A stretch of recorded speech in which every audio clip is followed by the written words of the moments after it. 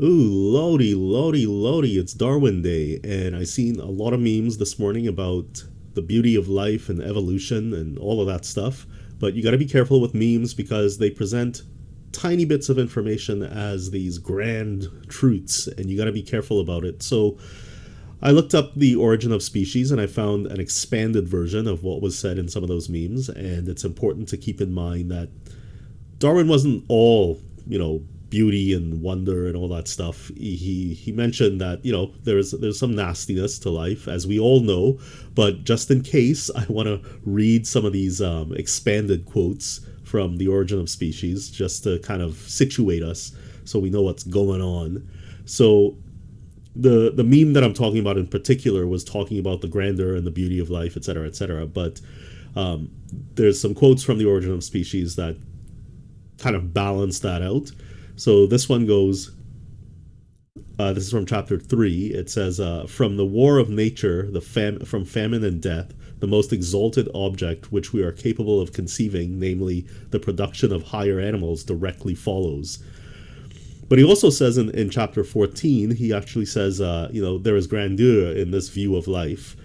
And then in chapter 14 again, he says, from so simple a beginning, endless forms of most beautiful and most wonderful have been and are being evolved. I think it's important to balance those out and to understand that in the news today, there's tons of stuff going on that proves that even though we're higher forms of being, we are not perfect by any measure.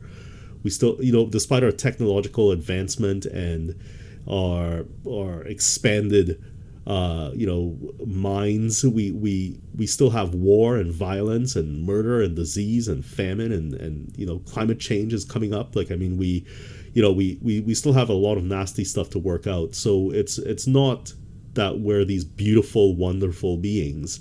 There's some transcendence in experience, right? There is, but it doesn't mean that we're beautiful.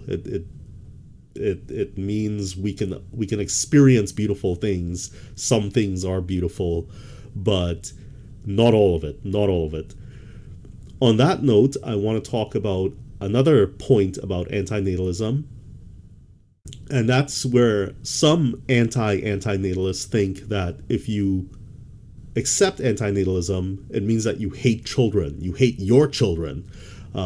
And that everybody hates each other and life is awful and there's nothing we can do about it. That's far from the truth. Antinatalism doesn't say that life is just suffering and that we have to make life horrible for people and vice versa. It All antinatalism says is there is an asymmetry between suffering and pleasure in life. And it's an empirical asymmetry, meaning that there is more suffering in life than there is pleasure, but it doesn't mean that there is no pleasure in life. So if you have children and you run across antinatalism, it doesn't mean you hate your kids. Love your kids. That is one way of reducing suffering in the world, right? Love your children. Give them the best life you possibly can. Sacrifice yourself for them. Love your children. Antinatalism does not say do not love your children. Do what it takes to give your children a good life and teach your children to to not teach other people, but teach your children to love other people, to respect other people. That by all means, go ahead. Antinatalism does not negate any of that. Anyway, there's tons you could say about this stuff, but I'm never really good at dragging things on, so I'll just leave it there. If you have any questions, leave it in the comment section below, and I will answer them as best as I can. But yeah, that's it for today. Happy Darwin Day. Bye.